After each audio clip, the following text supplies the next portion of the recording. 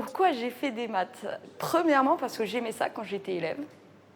C'était facile, c'était évident. Donc j'ai fait ça pour mes études supérieures. Et en fait, je voulais déjà être professeure.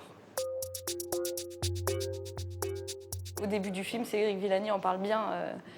Il fait les aspects positifs, il compare les aspects positifs et les aspects négatifs des maths, et je trouve que c'est vraiment très représentatif de ce que c'est. La colonne de droite, ça fait imaginatif, universel, démocratique, en mutation permanente, sociale et simplissime. Ah, c'est plus sexy. Je pense que c'est un petit peu cette relation qu'on a avec l'art. Je trouve que c'est créatif et c'est beau.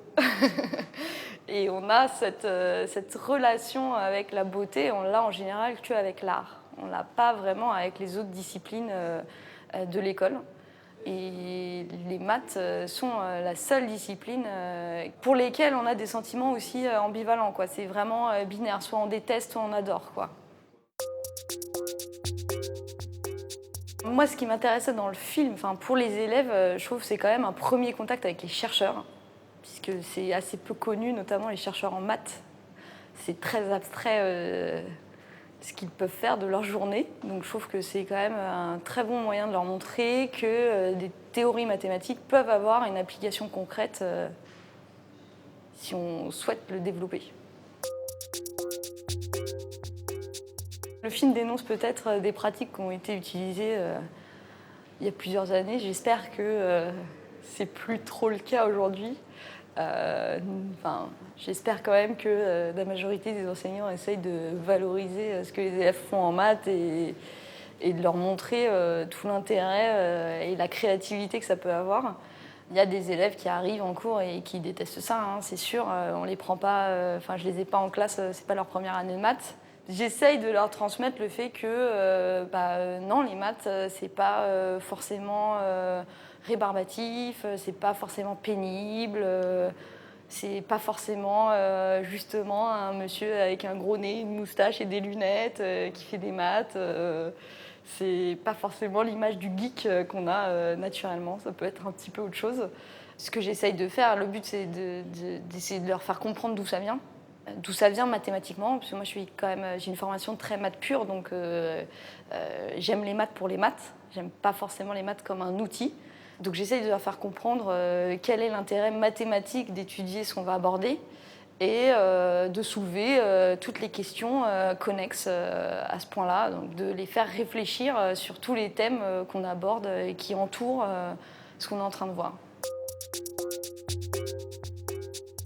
Alors il y a deux passages qui m'ont le plus marqué. C'est le passage où le chercheur en maths explique l'intérêt d'étudier ce que devient, la forme que prend le spaghetti sur un tapis roulant. Je crois que c'est ça à peu près, et l'application concrète que ça a.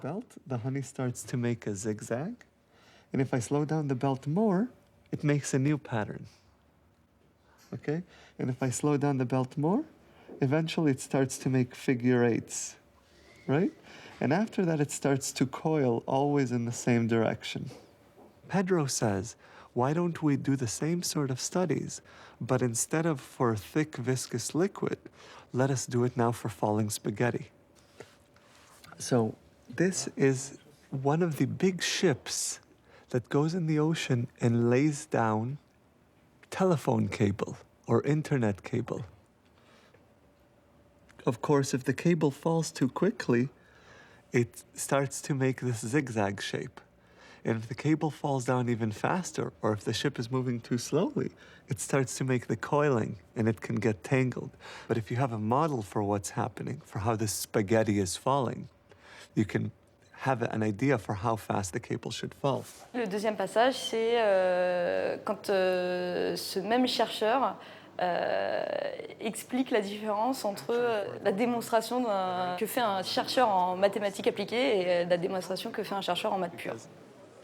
As we are studying the mathematics, it's so beautiful, and there's always more questions to ask, and it's always more interesting in this direction or that direction.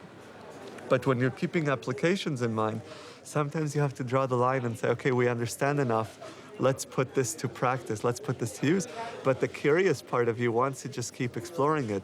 And the pure mathematician is like this wonderful kid who always gets to just keep exploring and exploring and never has to say, okay, is this enough?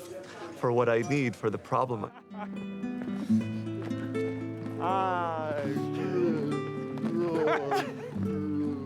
Whereas the pure mathematician spends maybe 1 minute at the beginning of the talk saying, here is the problem statement, and then talks about how to solve it. Pour moi, le problème qu'il va falloir qu'on résolve en France, c'est faire en sorte qu'on arrive quand même à conserver la force qu'a la France depuis plusieurs siècles, c'est-à-dire de réussir à former des mathématiciens brillants, donc de conserver ça, donc d'avoir quand même le principe de l'excellence en maths.